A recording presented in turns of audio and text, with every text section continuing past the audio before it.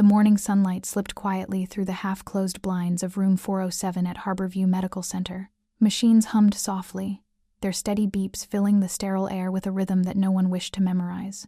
On the hospital bed lay TAva Morgan, a 27-year-old graphic designer from Seattle. Her brown hair fanned over the white pillow like a soft halo. TAva had always believed that life was something you painted for yourself. Bright colors, bold strokes, wild chances. She had moved to Seattle at 19 with nothing but a suitcase and a sketchbook, waiting tables in the evenings while building her portfolio during the day. Within a few years, her designs appeared in cafes, bookstores, and eventually tech startups across the city. She loved the chaos, the late-night creativity, the feeling of building a life on her own terms. But everything changed 3 months ago. The fatigue came first, the kind she couldn't explain. Then the bruising, then the shortness of breath on the stairs to her apartment. A week later, she heard the words no one is prepared for. "Ava, you have acute myeloid leukemia. It's aggressive." The doctor kept talking treatment, chemotherapy, survival rates, but Ava only remembered the way her mother's hand trembled beside her. Since then, life had become a strange carousel of IV bags, tests, and face masks. She told her friends she was fine, told her mother not to cry, told the doctors she was ready, but deep inside, she felt like someone had dimmed the lights on the world she used to paint so brightly. Today was supposed to be another routine morning at the hospital, but it wouldn't be. Because today, Ava would meet the one person who would change everything. The encounter. A soft knock landed on her door. "Good morning, Ava," a calm voice said. She looked up and saw a young doctor standing there, early 30s. Tall, dark hair, deep, kind eyes behind simple glasses. His name tag read, Dr. Ethan Hayes, Oncology. "I'm taking over your case starting today," he said, offering a gentle smile. "I've gone over your charts, and I'd like to talk options with you." Ava smirked weakly. "Are any of those options letting me sleep for the next 6 months?" He chuckled softly. Tempting. But no. Something about him made Ava breathe easier. Maybe it was the kindness in his voice. Maybe the steadiness in his posture. Maybe the way he didn't look at her like a patient, but like a person. And that mattered. "So," she said, folding her hands over the blanket. "What's the plan, doctor?" Ethan pulled up a chair. "We're going to fight this, hard, and I need you with me every step of the way." Ava felt some small ember inside her flicker back to life, the beginning of hope. Over the next few weeks, Ethan became more than just her doctor. He became the reason she didn't give up. He explained every treatment patiently, sat with her during difficult nights when nausea wouldn't let her sleep, brought her herbal tea his mother used to make when he was a kid. He even listened when she ranted about how hospital gowns were designed by people who had never seen a human body. Slowly, Ava began sketching again. At first it was just tiny doodles at the edge of her notebook. Then small portraits of nurses. Then the Seattle skyline she could see from her window. She filled her walls with color, refusing to let the illness steal the artist inside her. One evening, Ethan paused at the doorway, staring at the drawings in awe. "You've turned this room into a gallery," he said. Ava grinned. "I'd charge admission, but you already bill me enough." Ethan laughed genuinely, and in that moment, Ava realized she hadn't heard a sound that beautiful in a long time. The setback. But leukemia had a cruel rhythm, rising hope, sudden storms. One rainy morning in February, Ethan burst into the room with a changed expression. Somber, heavy. "Ava, the chemo isn't working as well as we hoped." She froze. "What does that mean?" "It means we need to consider a bone marrow transplant." Ava swallowed, her throat tightening. "And if we don't find a donor?" Ethan met her eyes. He didn't sugarcoat it. He never did. "Then we run out of time." Silence wrapped around them like a cold blanket. Ava leaned back, feeling the weight of the world collapse onto her chest. After everything, the pain, the hope, the effort, her future now depended on a stranger somewhere in the world. Or luck. Or fate. She didn't know which she believed in anymore. But Ethan didn't give up. He contacted registry after registry, called hospitals, stayed late, filled out paperwork. He refused to treat her like a statistic. Ava began to see him in a different light, not just as a doctor, but as someone carrying hope for both of them. One evening she whispered, "Why do you care so much?" He paused.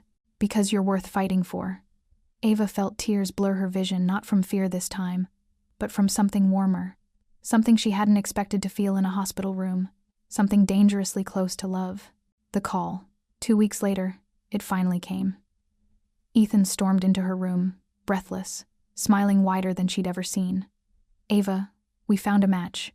Her heart stopped. A full match? A perfect one.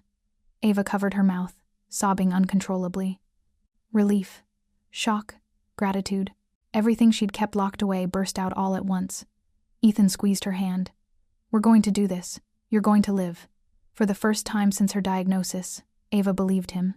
The days leading to the transplant moved strangely slow in fear, fast in hope.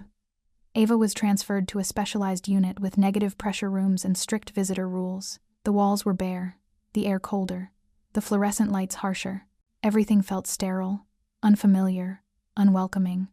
But she wasn't afraid, because she wasn't alone.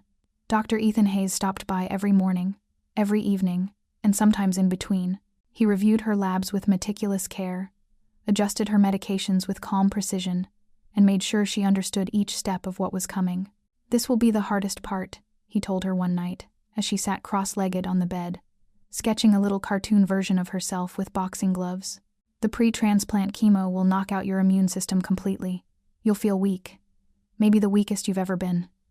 Ava shrugged with a brave smile. "I was born stubborn, Ethan. Leukemia picked the wrong girl." He shook his head, half amused, half admiring. "You really believe you can out-stubborn cancer?" "I believe I can out-stubborn anything," she said, lifting her chin. "Even you, Dr. Sirius." He laughed, tired, but genuine. "You just might." But the truth was, Ethan had seen countless patients go through this. He knew the statistics.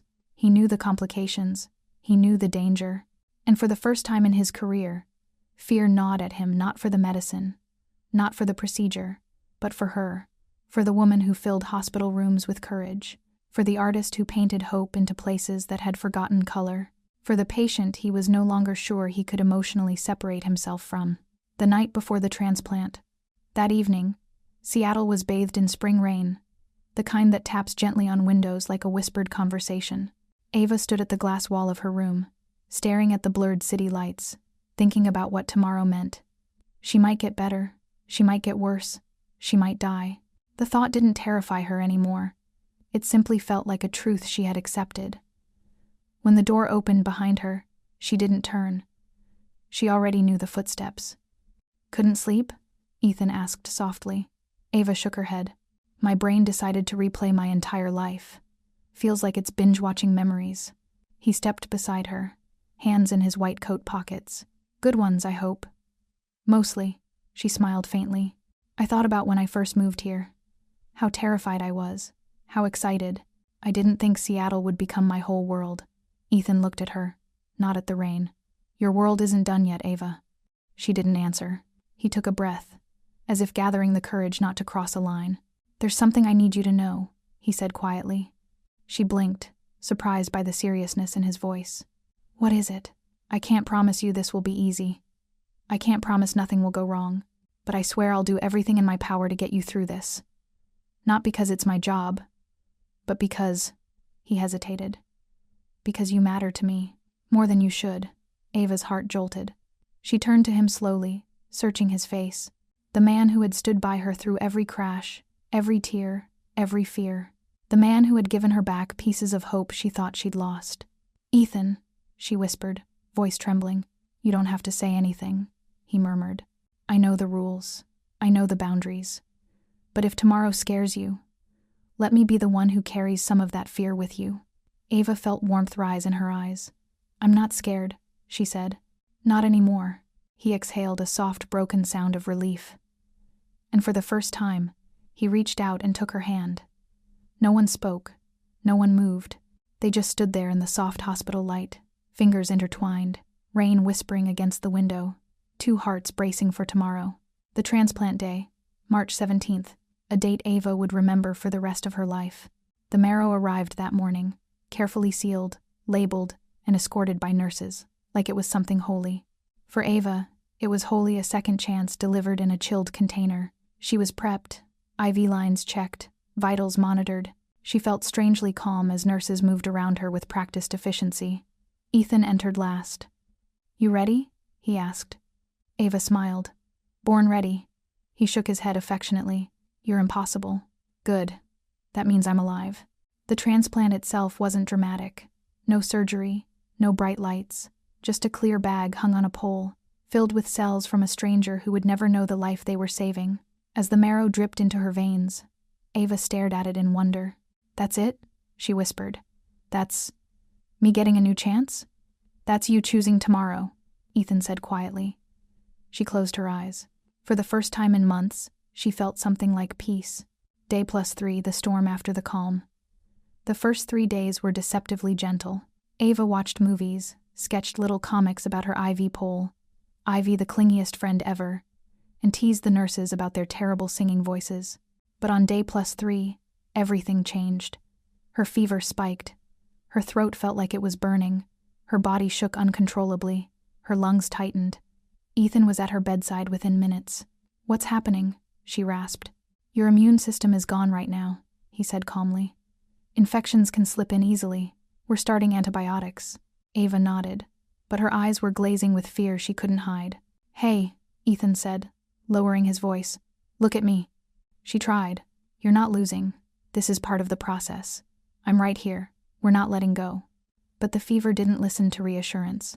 By midnight, she was delirious. By morning, she was too weak to lift her head. By the next evening, her oxygen dropped so sharply alarms screamed through the room. Ava felt herself fading, slipping in and out of consciousness. Somewhere through the haze, she heard Ethan barking orders, his voice a blade of determination. Get respiratory here now. Hang another liter. She's not crashing today, do you hear me? Ava wanted to answer, but the world disappeared before she could. 1 week later, she woke to silence, soft morning light, muted machine beeps, a warm hand holding hers. Ava blinked slowly. Ethan sat at her bedside, dark circles under his eyes, beard unshaven, exhaustion written into every line of his face. You scared the hell out of me, he said quietly. Ava swallowed, voice weak. Did I make it? He nodded. You fought your way back. She breathed out, barely a whisper. I don't remember much. I do. He leaned closer, emotion tightening his voice. And I don't ever want to remember something like that again. Ava tried to smile. You look terrible. Ethan huffed a small laugh. So do you. Good. Then we match. For the first time in days, Ethan let himself truly breathe. You're still you, he said softly. And Ava realized that despite everything, the pain, the fever, the danger, the spark inside her hadn't gone out. It was dim, flickering, fragile, but it was still there. And that meant she wasn't done. Day +14. The first miracle.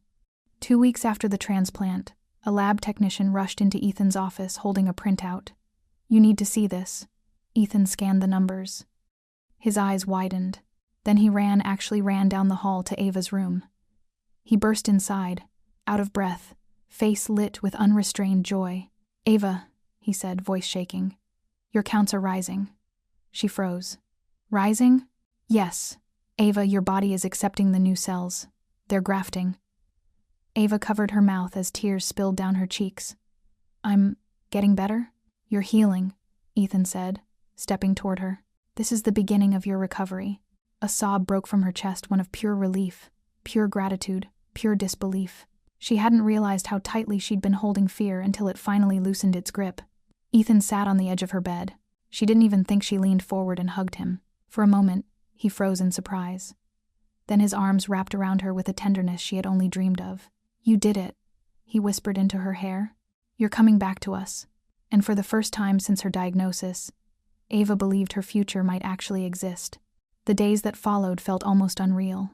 For the first time in months, Ava's blood counts whispered a promise of tomorrow. Nurses celebrated quietly, slipping her extra pudding cups like contraband sweets. Her mother hugged her a little tighter every day.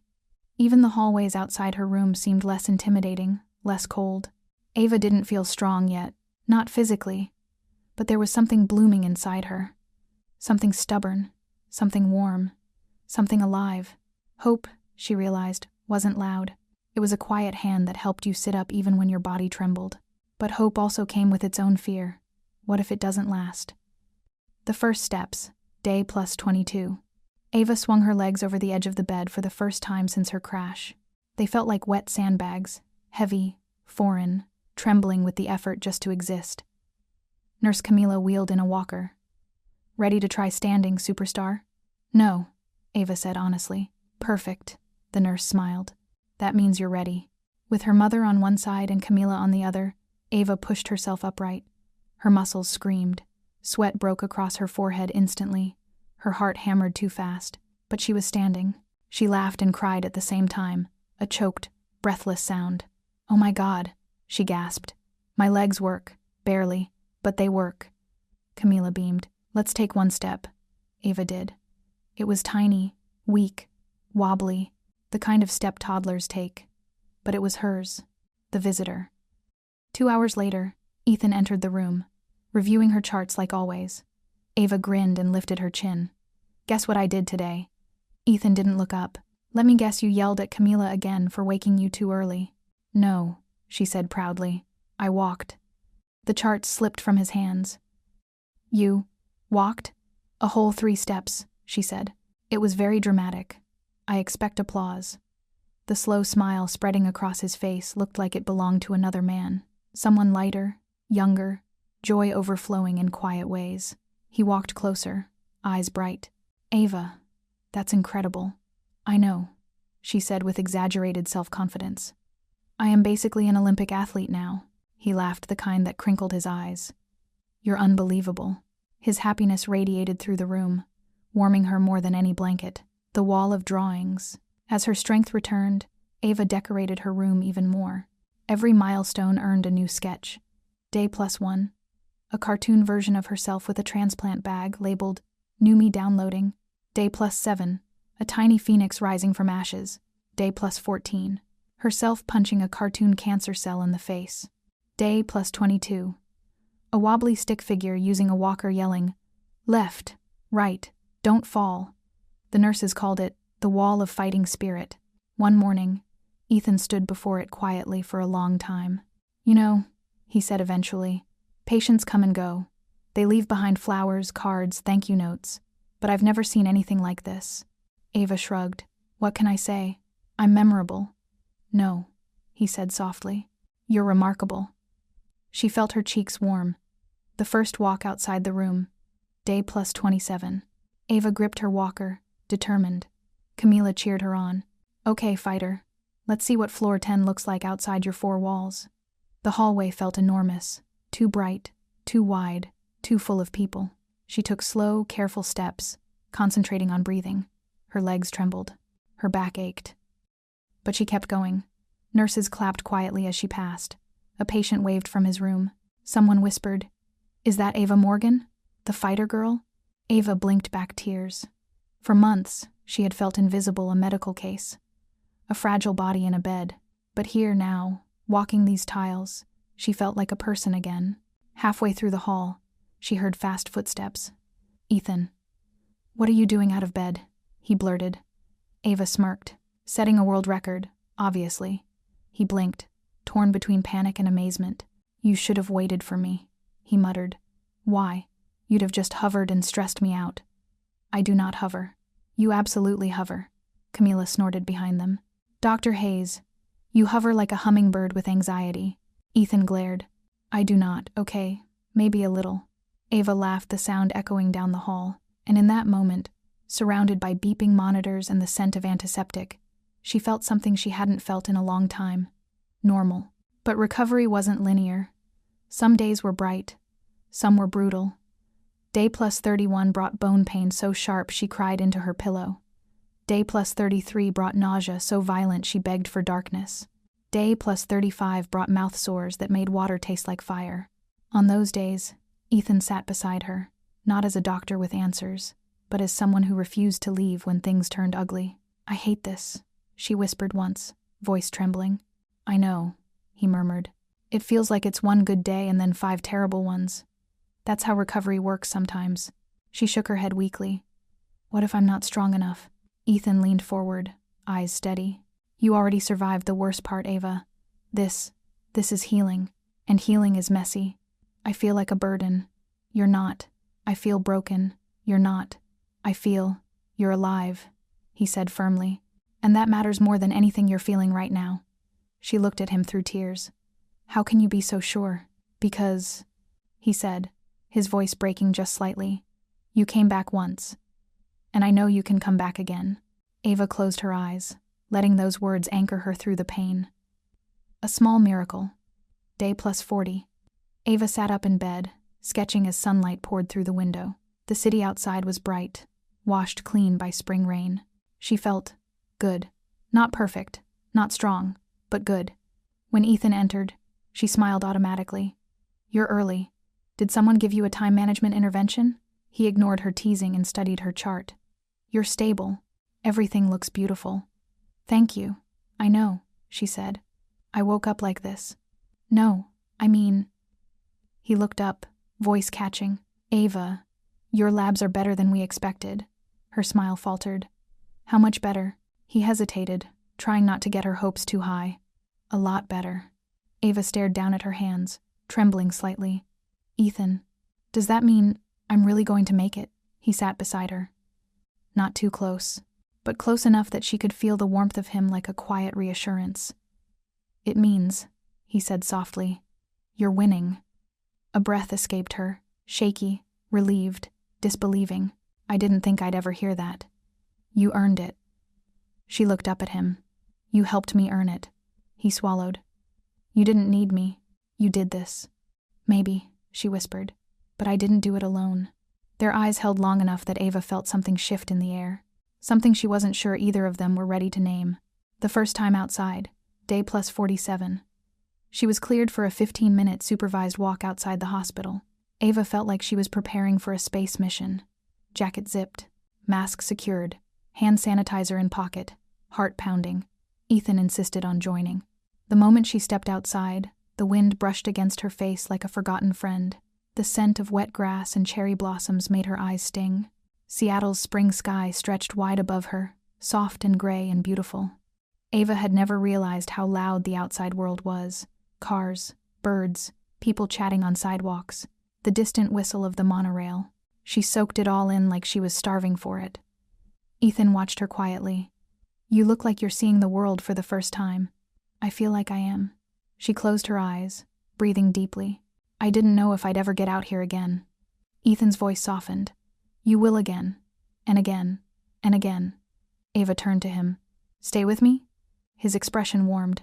I'm not going anywhere. She believed him. For the first time, she truly believed him. Spring in Seattle had always been Ava's favorite season. Cherry blossoms along the sidewalks, rain that kissed rather than drenched, mornings wrapped in cool mist. It was the season of soft beginnings, quiet rebirths, and now, as she moved through the slow rhythm of recovery, it felt like the world outside was healing with her. As April unfolded, Ava found herself waking with more energy. Her legs strengthened, her appetite returned. Her laughter no longer felt like a visitor but like a friend returning home. Yet with every good day came a new emotion she hadn't expected. She missed Ethan, not in the way a patient misses her doctor, but in the way a person misses the one who held their hand during their darkest night. Because as she grew stronger physically, Ethan became more distant, not cold, not unfriendly, just measured, gentle, professional, and Ava understood why, but that didn't stop the ache. The distance day plus 55. Ava noticed the shift first in the little things. Ethan no longer lingered at the doorway. He no longer sat on the edge of her bed. He kept his hands in his pockets as if afraid to reach out the way he used to. When she cracked jokes, he smiled but didn't laugh the same way. When she teased him, he deflected with clinical updates. When their eyes met, he looked away first. Ava knew exactly what was happening. He was pulling back. For her sake, for his career, for the line neither of them had dared to cross but both had come dangerously close to. And yet, that distance hurt more than any injection, any fever, any pain she had endured. One morning, after he finished checking her vitals, she said softly, You don't have to be so careful with me. Ethan froze. Careful? You're acting like I'm made of glass.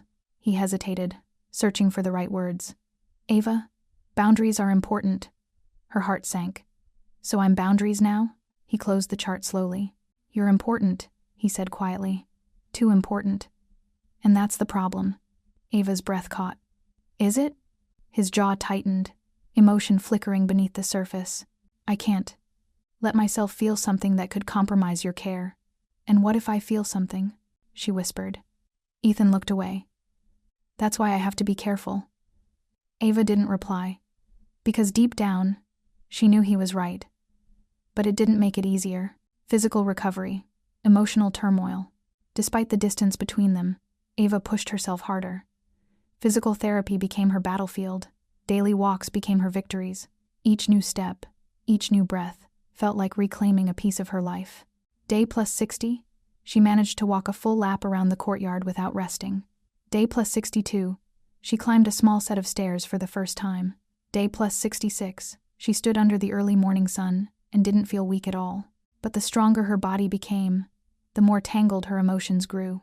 She had survived leukemia. She had survived the transplant. She had survived the brink of death. But surviving her feelings for Ethan? That felt impossible. Confession in the rain. On day plus 71, Seattle decided to pour. Ava sat by her window, watching raindrops race down the glass. Thunder rumbled in the distance, low and restless. She didn't expect visitors. It was late, nearly 9 p.m., but when the door opened softly, she knew the footsteps instantly. Ethan. His white coat was damp, his hair slightly disheveled as if he'd run through the rain. He hesitated in the doorway before speaking. Your labs came back, he said. They look excellent. Ava nodded silently. You're recovering beautifully, he added. Still no response. Ethan cleared his throat, uneasy. I thought you'd want to know. I did, she said, but that's not why you're here. He stiffened. Silence filled the room, thick, electric, fragile. Finally, Ava broke it. Ethan, do you want me to be discharged so you don't have to deal with me anymore? His head snapped up. What? Ava, no. That's not. You're avoiding me. I'm giving you space. You're protecting yourself. Ethan exhaled shakily. Ava, you almost died. I can't go through that again. She stared at him, stunned. You think I don't know that? You think I don't remember the look on your face when I woke up after the crash? He swallowed hard, eyes full of unspoken fear. I care about you too much, he admitted, voice cracking. And that terrifies me. Ava felt the room spin not from weakness, but from the intensity of his honesty. So what do we do? She whispered. Ethan stepped closer just one step. I don't know. Another step. But I do know one thing. Another. He was standing right in front of her now, close enough that she could feel the warmth radiating from him. I've been trying to push you away because I thought it would keep us both safe, he said. But all it did was hurt us. Ava's breath trembled. And now? She asked softly. Now. His voice lowered, intimate and raw. I'm tired of pretending I don't feel what I feel. Ava's heartbeat thundered. Rain continued to fall outside, tapping the window like the world urging them forward. Ethan, she whispered, I'm still a patient. I know. There are rules. I know. This is messy. I know. And dangerous. I know. He leaned in closer, not touching, not crossing the line, but leaving no doubt in the world about what he wanted. But I'd rather face something messy and real, he said, than hide behind walls that are already broken. Ava felt tears slip down her cheeks. Then don't walk away, she whispered. Ethan's voice trembled. I won't. Not anymore. For a moment, one suspended heartbeat, they stood there in the glow of the bedside lamp, the echoes of rain, the fragile quiet of two souls finally telling the truth. He didn't kiss her. He didn't hold her. He didn't break the line. But something between them shifted irreversibly. A promise without words. A connection undeniable. A beginning wrapped inside a storm. A new type of strength. After that night, the tension between them didn't vanish. It transformed. Ethan still kept boundaries, but he was no longer afraid to smile, to stay longer, to sit a little closer, to listen with his whole heart. Ava felt lighter, stronger, more alive, but challenges still waited. Recovery wasn't a straight line. Fear still lurked in the corners. Still, she faced each one with a new kind of strength. A strength not just born from survival, but from finally knowing she wasn't fighting alone. Ava's recovery continued to move in the right direction, slow, careful, hopeful. Her hair had just begun to grow back in soft, uneven wisps. Her appetite improved. Her energy returned in small bursts that made her feel a bit more like the woman she used to be. Though she still had a long way to go, Her doctors began discussing the possibility of her going home for the first time since everything happened. Home. The word tasted unreal. Her small apartment in Capitol Hill. Her kitchen window overlooking the street below. Her plants probably dead by now. Her sketching table. Her life. Her future. The thought made her eyes sting with gratitude. But with every fragile moment of hope, a shadow grew beneath it, a fear she couldn't shake. What if it all vanished? The fear no one talks about. Recovery brought a different kind of pain, not physical, but emotional. A fear so constant it became a second heartbeat. One evening, sitting by her window, watching the city lights flicker like stars fall into earth, Ava whispered, "I'm scared of losing everything all over again." Ethan, who had stayed late after rounds, looked up. "You're not losing anything. You don't know that." He hesitated. "You're right. I don't." Ava blinked. That wasn't the reassurance she expected. "But," he added gently, "fear after a transplant is normal. You're rebuilding your immune system, your strength, your life. Fear comes with it. It feels like any wrong move could make all of this disappear." Ethan sat beside her, not too close, not too far. "Ava," he said softly, "you're here, alive, healing. That's not fragile. That's strength." She rested her forehead against the cool window glass. "I'm tired of being strong." He exhaled. "I know." But even he didn't fully understand how heavy survival could feel. Day plus 79, the first pain. It started with a small ache, a sting behind her ribs, a burning in her chest, a strange tightness that made breathing uncomfortable. Ava frowned, rubbing her sternum. "Probably nothing," she muttered. But by evening the pain had sharpened. By midnight, it spread down her arms.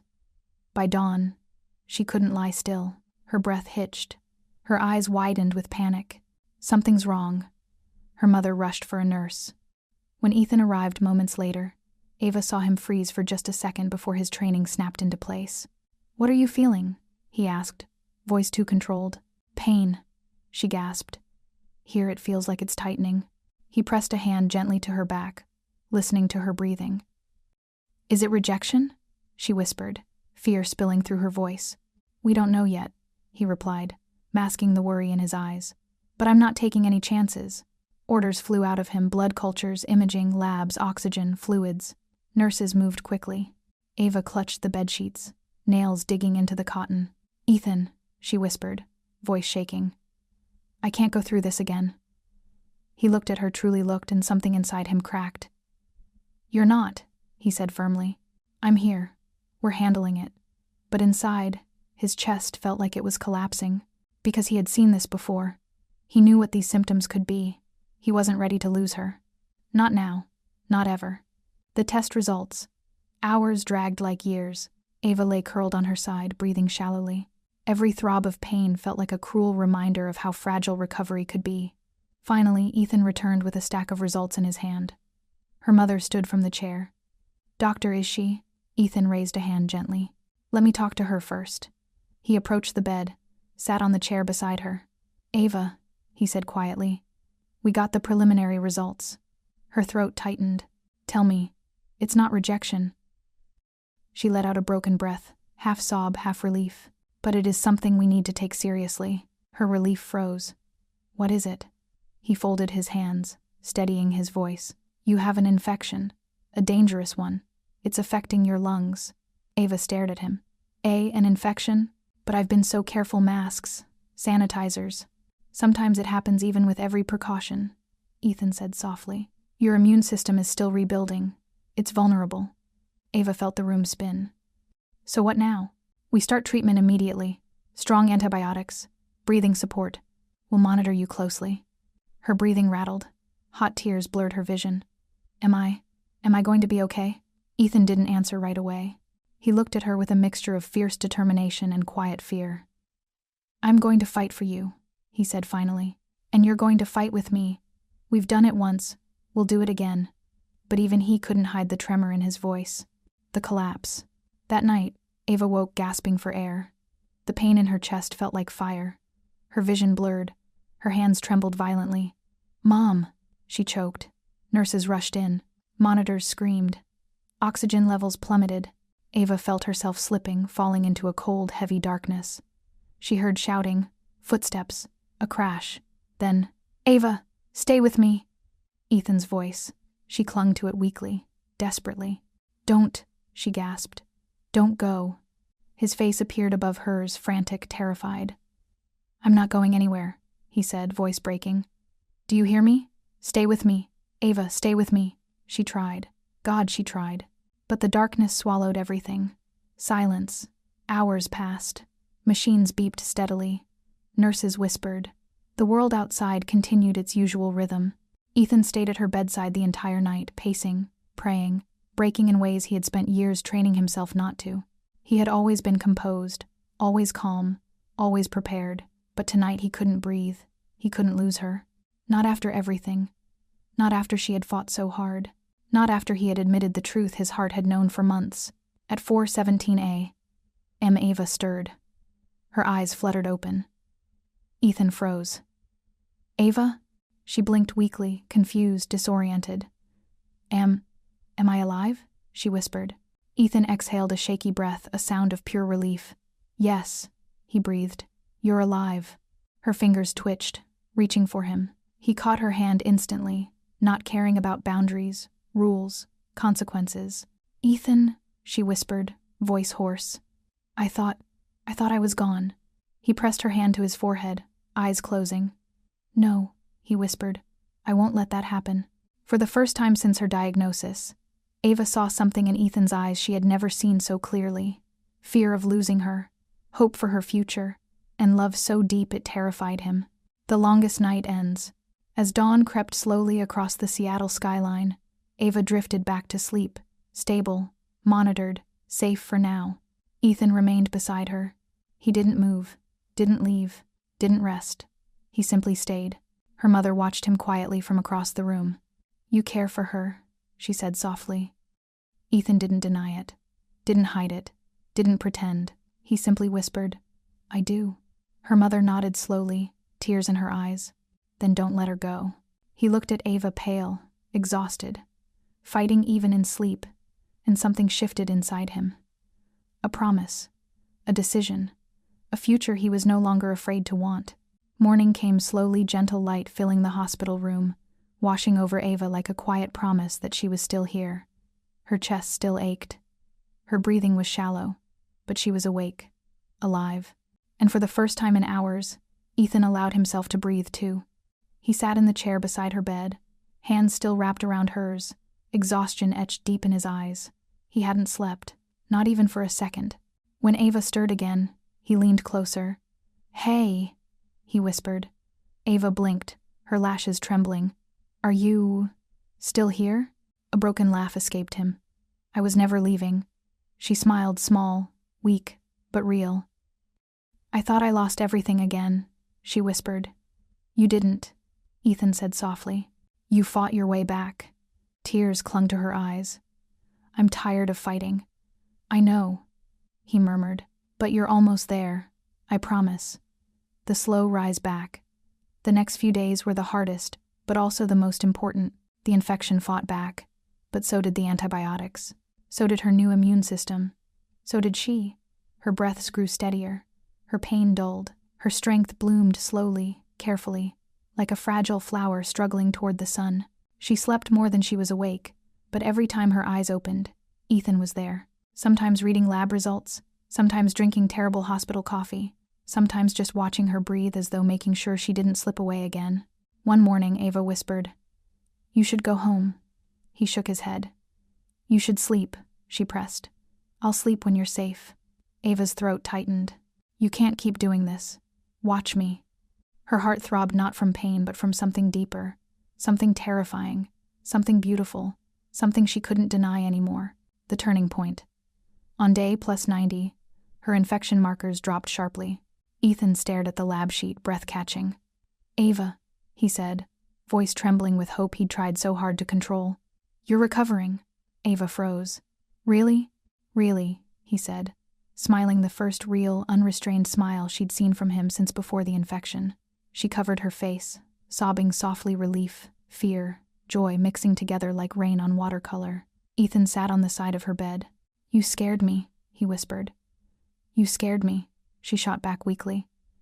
He laughed breathless, shaking his head. You're impossible.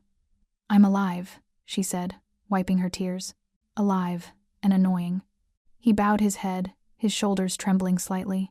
Thank God, he whispered. Ava reached out and touched his hand. And this time he didn't pull away. Going home. It happened sooner than she expected. 2 weeks later, her vitals had stabilized. Her scans were clear. Her new marrow was strong, thriving, fully grafted. The medical board approved her discharge. Ava stared at Ethan in shock. I can go home?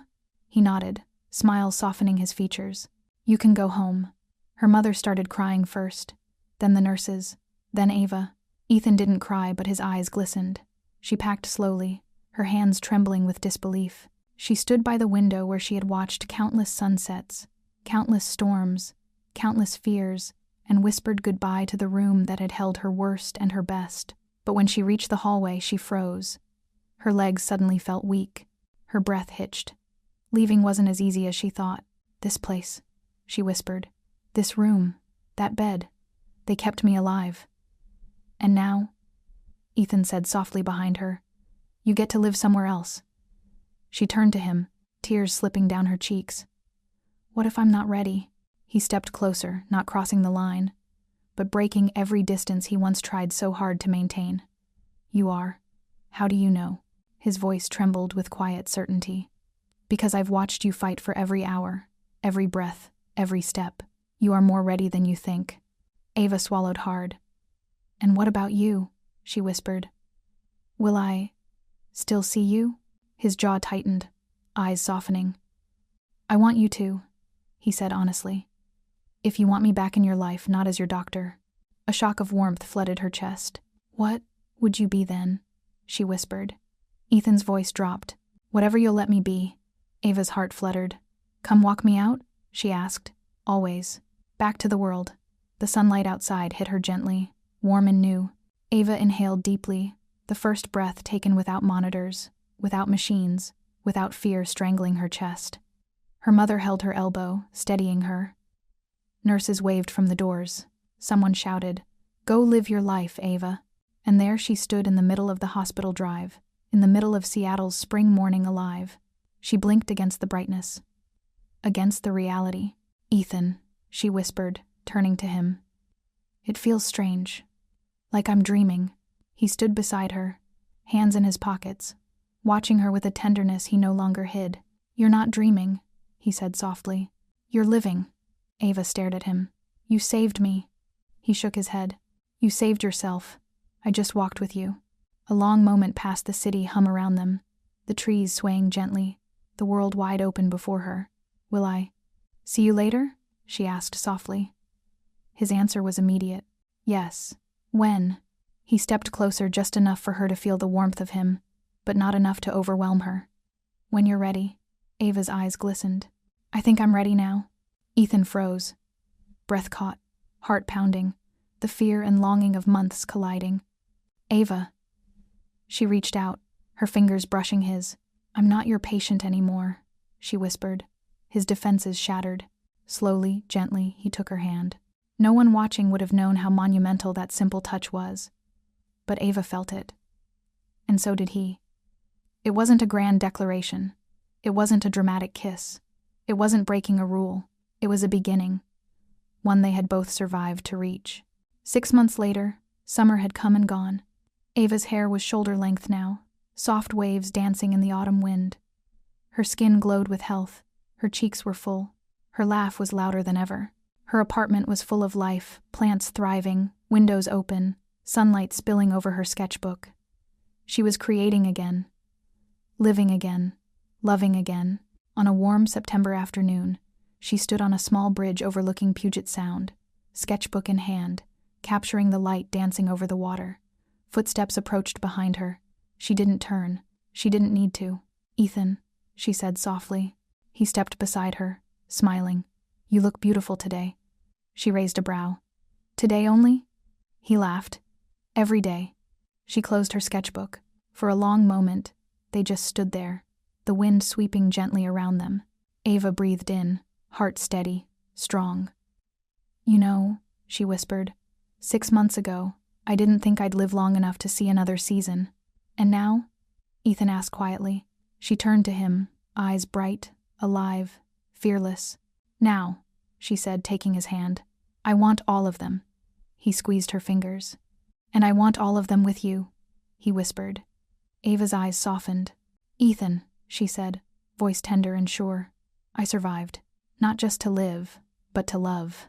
Ethan leaned his forehead to hers, gentle, reverent, full of everything they had fought through together. I'm so glad you stayed, he whispered.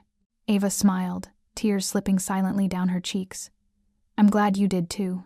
Spring had saved her life, but love, quiet, patient, waiting love had given her a future.